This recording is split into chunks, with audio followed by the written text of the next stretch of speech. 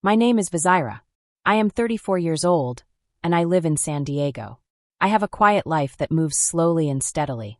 I work as a project coordinator at a logistics company. Most of my days are normal. I answer emails, attend meetings, and drink coffee. Nothing very exciting happens. Most days pass without any surprises or drama. I like it that way. My life is peaceful. I know what to expect, and I like the rhythm of it. But one ordinary Tuesday afternoon, everything changed. My phone buzzed with a new message. It was from my sister. I picked up my phone, thinking she would tell me something about her wedding plans. Maybe she had picked a color for the flowers or a song for the ceremony. But the message was not what I expected. It shocked me. It said, "Don't come to my wedding in Paris. Just watch the live stream. You don't need to be there." I stared at the screen for a long time. My stomach felt tight. I could not move at first. The message was short, but it hurt more than anything I had read in a long time. There was no sorry, no explanation, nothing to make it feel okay. My sister had chosen Paris for her wedding. She said it had to be small and private, and somehow that meant I could not go. I was not welcome there. I thought about all the things I had done for her, all the money I had sent, all the times I had helped her. And now this. After everything, she decided I could not be there in person. I did not cry. I did not write a long message full of anger or hurt. I just sat quietly. The room was silent, except for the quiet hum of the city outside my window. I let the silence settle around me. And then slowly I felt a small wave of clarity. I typed 5 words, pressed send, and put my phone down. Fine. Enjoy your big day. Those 5 words felt heavier than any argument or yelling could have been. They carried all the pain, the frustration, and the sadness I felt. But I did not regret sending them. The money for the Paris wedding had come from my bank account. Over the past year, I had sent every spare dollar I could find. After paying rent, groceries, car insurance, electricity, and all the small bills that make life run, I had managed to send a lot. When I finally added it up quietly one evening, the total was nearly $85,000. That number felt almost unreal. It was more than half of all the money I had saved in my life. Money that I had built slowly by working extra hours, skipping vacations, and being careful with what I spent. Yet, I had never questioned sending it. I believed I was helping make something meaningful, something special. But before I continue, hit the subscribe button and tell me where are you watching this from, and what time of day is it? I remembered how it all started.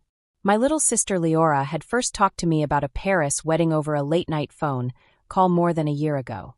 She sounded so excited, happier than I had heard her in years. She told me that the wedding in Paris would be once in a lifetime, beautiful and elegant. She said she and her fiancé Soren wanted only their closest family and friends to be there. She explained that the wedding place needed a big deposit right away. Flights and hotels for guests would cost a lot too. She said she could not pay it all herself. And then she promised me something that sounded so important. "This is the only time I'll ever ask for something this big," she said. "Once the wedding is over and we settle into married life, I will pay you back. You know I will." Her voice sounded so soft and grateful that I believed her.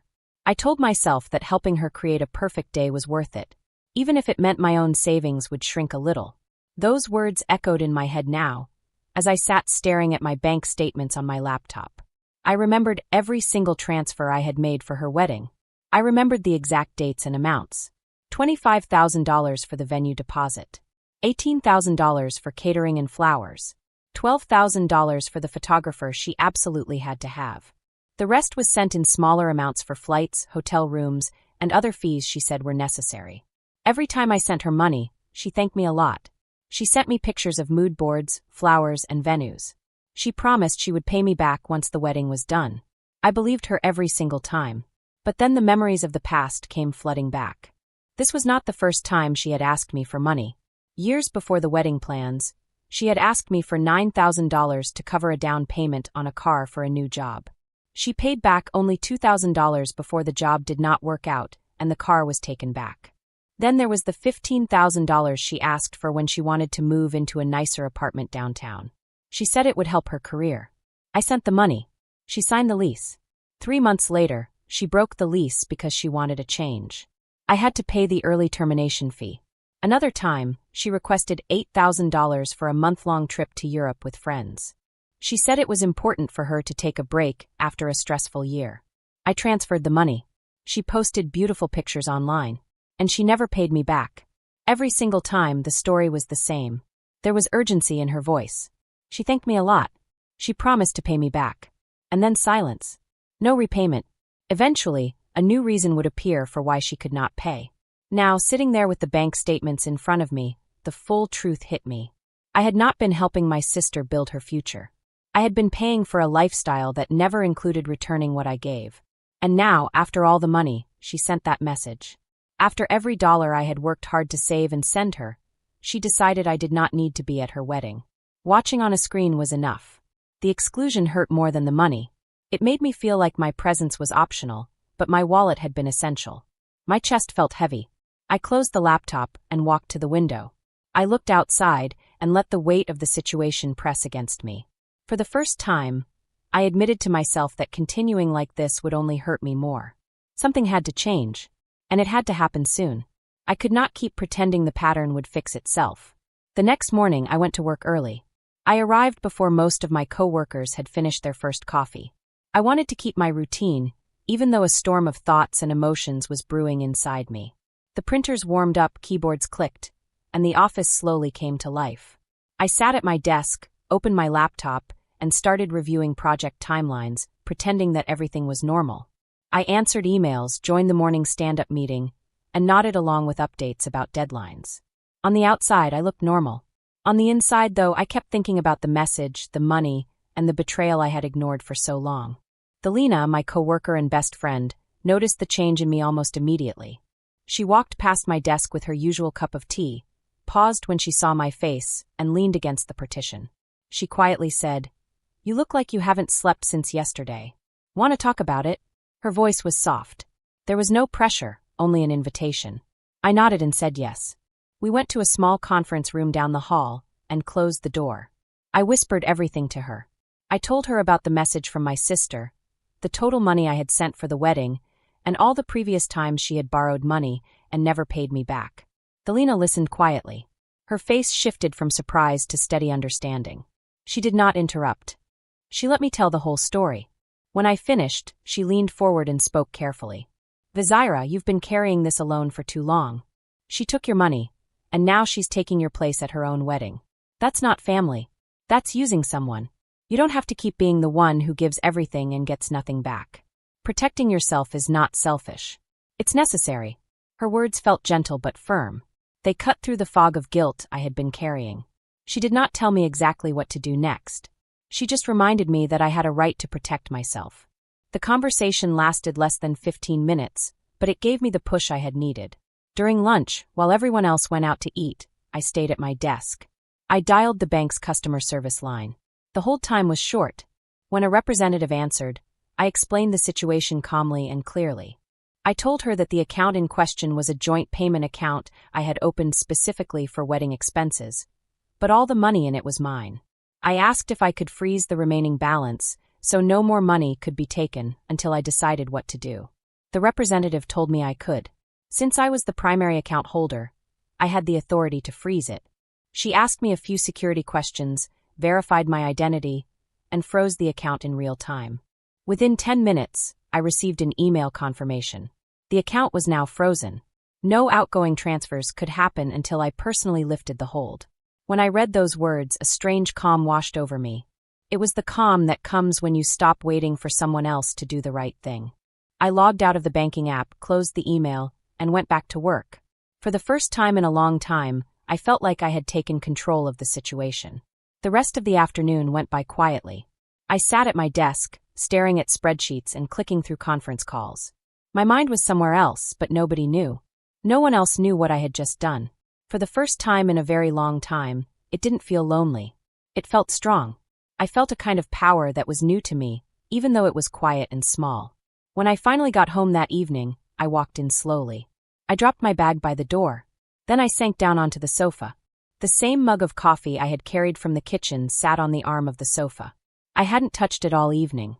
The house was silent. Only the soft hum of the refrigerator filled the space. I let the quiet wrap around me. I closed my eyes for a moment and let my thoughts drift back through the years. I started thinking about every single time I had given money to Leora without thinking twice. Each memory came back clearly like little movies in my head. Each one felt heavy in its own way. When I looked at all the memories together, they painted a picture I couldn't ignore anymore. I had to face it. I remembered the first big time I sent her a lot of money, years ago. She needed a car. She had just gotten a new job far across the city, and she didn't have a way to get there. She had called me late at night. Her voice sounded nervous and urgent. She told me exactly which car she wanted. She explained how it would make her life easier and help her get to work on time. She promised me she would pay me back. She said she would make steady monthly payments starting the next month. I believed her because I wanted her to succeed. I wanted her to do well. I wanted to help. The next morning, I transferred $22,000 to her. She was so happy when she got the car. She drove off that same week with a big smile on her face. But just 3 months later, her job ended suddenly. She couldn't keep up with the payments, and the car was taken back. I never got a single dollar back. After that, there was never a conversation about paying me back. It just disappeared. She always had a new explanation for why she needed more time. And it didn't stop there. I remembered the time 2 years ago when her credit card debt had gotten out of control. She called me one Saturday morning. Her voice was shaky and she was crying. She said the balance had gotten too big to handle. The collection calls were coming every day. She said it was the lowest point of her life. She promised she would never let her finances get out of control again. I paid off $16,000 over the phone. She thanked me over and over again, her voice thick with relief. But within 6 months, the credit cards were maxed out again. And just like before, she didn't repay the money I had sent. She never mentioned it. She never acknowledged it. I also remembered when she asked me for money to move into a new apartment in a nicer neighborhood. She said the new place would give her better opportunities and open doors for her work. She needed $10,000 for the security deposit and first month's rent. I sent it right away. She moved in and was so excited. But just 2 months later, she decided she didn't like the neighborhood.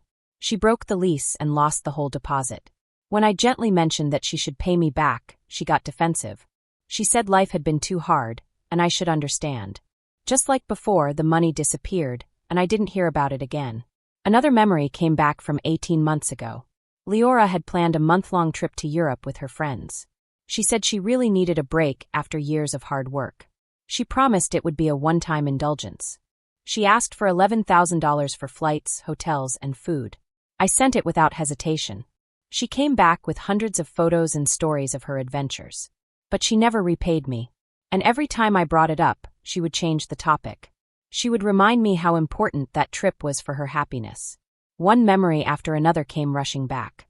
I remembered helping her when she wanted a car, paying off her debts, helping her move apartments, funding trips, even small things I had sent her along the way.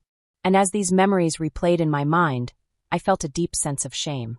I had trusted every promise because I wanted to trust my sister. I had overlooked all the warnings. I had excused her for not keeping promises. I had told myself that family means helping without expecting anything in return. But now the truth was clear. I had given far more than anyone should give. And the respect I deserved? It was never offered. Leora had grown so used to my help that she didn't even see it anymore. She took it for granted. The wedding in Paris was just the most recent example of a long history of one-sided generosity. I had given, and she had never given anything back, not even a little acknowledgement. I put my mug down on the coffee table and leaned back against the cushions. The quiet house didn't feel empty anymore. It felt like a place that finally belonged to me alone. For the first time, I felt a kind of ownership over my own space, my own life, my own decisions. I had crossed an invisible line in my mind, and there was no going back to the person I had been before. That evening, the doorbell rang. I got up slowly and opened the door. Standing there were Mom and Dad. Their faces looked tight with worry. They had come over fast, without warning, and now they were here. They stepped inside without waiting for me to invite them in. They walked straight into the living room and sat on the couch like they had practiced exactly how to do it on the way here. I knew the conversation was coming. Dad spoke first. His voice was low but serious, edged with frustration. "Net, what you're doing is selfish. You're making Leora sad over some small problem. She's your sister, and this is her wedding." He leaned forward, hands clasped, eyes fixed on me as if waiting for me to change my mind. Mom sat beside him. She was already wiping her eyes with a tissue she had pulled from her purse. She looked smaller than usual, and her voice trembled when she spoke. "She's a mess right now, honey. She keeps calling us, crying. She says everything is falling apart, and we're worried she might make herself sick. They continued talking without stopping, each sentence building on the last. Dad explained that the venue in Paris had called that day, demanding the remaining balance or they would cancel the wedding. Mom added that the caterer and florist were asking questions too. If the deposits were lost, the whole wedding could be ruined. They described how scared and panicked Leora was. She had barely slept, and she felt abandoned by the one person she thought would always be there for her. Their words carried all the years of protecting the youngest child, the one who always needed more help, more understanding, more patience. I listened to everything without interrupting. I let them finish every single point they had prepared. When silence finally fell, I spoke slowly and evenly. I kept my voice calm, even though my heart was racing. I told them that I had frozen the account because it was the only way to stop the long pattern that had been going on for years. I reminded them of everything I had sent over the years, not just for the wedding, but for cars, apartments, trips, debts, none of which had ever been paid back. I explained that the message Leora sent had made it clear that my presence was optional, but my financial support was required. I said that I had reached the point where I could no longer keep giving without receiving basic respect in return. Dad shook his head. His face hardened. You're punishing her for one mistake. Open the account again. Fix this before it's too late. Mom reached out and touched my arm. Her eyes were full of tears. Please, Nevi, for Leora's sake. She needs you right now. I felt the pull of guilt, that familiar tug that had always moved me before. But this time it didn't control me. I took a deep, slow breath. This isn't punishment. It's a boundary, I said firmly. The account stays frozen, and that is my final decision. I love you both, but I'm not going to undo what I've done. They sat in stunned silence. Dad's jaw tightened. Mom cried faster, but neither of them argued further. Finally, they stood, gathered their things, and walked to the door without saying another word. When the door closed behind them, the house returned to its quiet. For the first time in years, I didn't feel the need to call them back. On Tuesday morning, my phone buzzed. The name on the screen was Leora. For a split second, I thought about letting it go to voicemail. But I answered. Her voice came through thick with tears. She started talking before I could say hello. Words tumbled out of her mouth in a rush. Net, I'm so sorry. I never should have sent that message. I was stressed. I was listening to everyone else. I didn't mean to hurt you. Please just tell me what I need to do to fix this. I want you there. I need you there. I stayed silent for several seconds, letting her words hang in the air between us. When I finally spoke, my tone remained calm but firm. Leora, I heard what you said. The message was clear. You decided I wasn't needed in person. Now that things are difficult, you want me back. That's not how this works anymore. She tried to interrupt, promising again that she would make everything right, that she would pay back what she owed as soon as possible, and that the wedding would not be the same without me. I listened without agreeing, without offering comfort, without giving her the reassurance she was searching for. When she paused for breath, I simply said, it's too late for that. The decision was made. I ended the call. The line was quiet, and I put the phone down without checking if there were any new messages. The call had lasted less than 5 minutes, and nothing really changed. She didn't promise anything real. There was no plan to fix the problem. She just cried a little and made promises that had already been broken before. I got out of bed, feeling a little tired and heavy. I went to the kitchen and made a cup of coffee, just the way I like it. The smell of it made me feel a little better. I tried to focus on the day ahead, thinking about work and small things I could control, but the call stayed in my mind like a shadow. Even when I sat down at my desk, the memory of her words made my chest feel tight. A few hours later, while I was going through emails, my phone beeped. It was a notification from Facebook. I opened it slowly and saw that Leora had posted a very long message that everyone could see. At the top was a picture of the Eiffel Tower at sunset. It looked beautiful and peaceful, but the words she wrote were anything but peaceful. The caption said something about dreams coming true, but soon it turned into a story about her wedding plans falling apart. She said it was because of me. She wrote that someone close to her, someone she had trusted, had been cruel and selfish. She said I had promised support and then didn't help her at the worst moment. She said I had ruined her big day over a misunderstanding. She said I had turned my back on my family when she needed me most. The words were chosen carefully. They sounded sad and hurt, not angry, but the real meaning was clear. She wanted everyone to see me as the villain and her as the victim. I read the first few sentences, feeling a little sad and a little angry at the same time.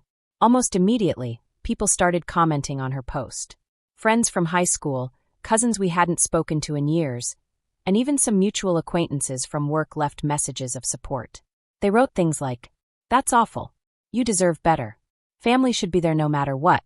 She's lucky to have you as a sister." The likes on her post climbed quickly. Within minutes, it was spreading through all our shared friends and circles. I scrolled through some of the comments, feeling a mix of detachment and quiet anger. I could feel my heart beating faster for a moment, but I reminded myself not to react. I closed the app without responding to anything. If I had responded, it would have meant joining her story and arguing about who was right or wrong. But I had already made the decision that chapter of my life was over. I wasn't going to fight a battle that had nothing to do with me anymore. I had to protect my peace. The phone stayed quiet after that. I returned to work with a clarity I had not felt in a long time. For the first time in months, I felt like I could breathe freely and focus on my own life. 2 weeks later, I got news about the wedding. The first confirmation came in a short email from the Paris venue. My name was still on the original reservation, so they sent it to me. They wrote politely but clearly. Because the remaining payment had not been made, the contract was terminated immediately. The $52,000 deposit I had already paid was gone. It was non-refundable, and they would not discuss it further. I read the email twice. I wasn't surprised, but I quietly acknowledged that the consequences I had set in motion had arrived. The venue manager added a polite line about hoping to serve them in the future, but I knew that was just standard writing. The door was permanently closed. Leora and Soren had lost that money completely. The deposit had been the largest payment I had made toward the entire wedding. It was meant to reserve a beautiful historic chateau in Paris, famous for its stunning view of the Seine and its excellent service. Without it, Leora and Soren had nothing left to negotiate or save their plans. After the venue, the caterer also canceled. They kept $18,000 that had already been paid. The florist did the same with $12,000 for the custom flower arrangements. Step by step, the dream wedding started to crumble under the weight of unpaid bills. Every cancellation carried the same message: no refunds for non-refundable deposits. Soren's family acted quickly once they realized the financial reality. They had always been careful and responsible with money, and they decided they could not support a celebration built on so much uncertainty. They told Soren they would withdraw their contribution, which had been meant to cover the rest of the expenses after my funds ran out. The conversation between Soren and his family must have been very difficult. Within 48 hours of the venue cancellation, Soren called Leora to say the engagement was over. He explained that the constant chaos, mounting debts, and the public fallout from her Facebook post had made it impossible to move forward. He returned the ring and left San Diego to stay with relatives in another state while he sorted out his life. Leora had no choice but to cancel everything else. Flights were refunded where possible, but most bookings had heavy penalties. Friends who had already bought tickets were left scrambling, trying to change plans or losing money they could not get back. She packed up the few items she had already sent to Paris and booked the earliest flight back to the United States. She returned home without a ceremony, without a husband, and without the future she had spent months planning. For the time being, she moved back into her parents' house, sleeping in the old bedroom she had once been eager to leave. The space that had once felt like freedom now served as a reminder of everything that had fallen apart. The fallout spread beyond money. Mutual friends who had seen her Facebook post began to distance themselves. Some quietly unfollowed her online. Others sent polite but distant messages of sympathy, but the words carried a quiet judgment. The story of the cancelled wedding circulated through our shared social circles, turning what should have been a happy milestone into a cautionary tale whispered at gatherings. Leora had to face the embarrassment of explaining to everyone who had sent gifts or offered congratulations why the wedding was cancelled. She lost the social capital she had built around the idea of a perfect Paris wedding. The shame settled over her like a heavy coat she could not take off. For the first time in years, she had to confront the consequences of relying on others without giving back. I heard most of these details indirectly through messages from relatives and people who thought I should know. I did not seek out this information, but it found me anyway. Each message reminded me of the same truth. Actions have consequences, and this time, the outcome belonged entirely to her choices. For months later, my life had changed completely. The days now follow a rhythm that belongs entirely to me. I wake up early, make coffee exactly how I like it, and head to work with focus instead of distraction. The project coordinator role, which had once felt routine and boring, has now become something I genuinely enjoy. I take on new responsibilities, volunteer for challenging assignments, and even received a small promotion last month. Outside the office, I have rediscovered hobbies I had set aside for years. I go on weekend hikes along the coastal trails, attend pottery classes at the local studio, and spend quiet evenings reading novels I never had time for before. I spend time with friends who show up consistently, who ask how I am without expecting anything in return, and who celebrate small victories without turning them into obligations. These relationships feel lighter, more balanced, and far more nourishing than anything I experienced in the past. I no longer speak with Leora.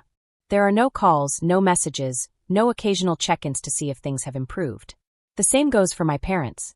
After that evening visit, the silence between us grew naturally, and I chose not to break it.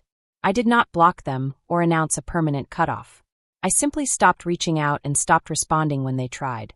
The space that opened up has been one of the most peaceful changes I have ever allowed myself.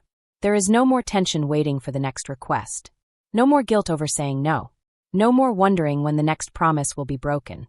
I have accepted that some relationships cannot be repaired once the foundation of trust has eroded so deeply, and I have made peace with that truth. Here is the lesson this experience taught me, and I hope it resonates with someone watching.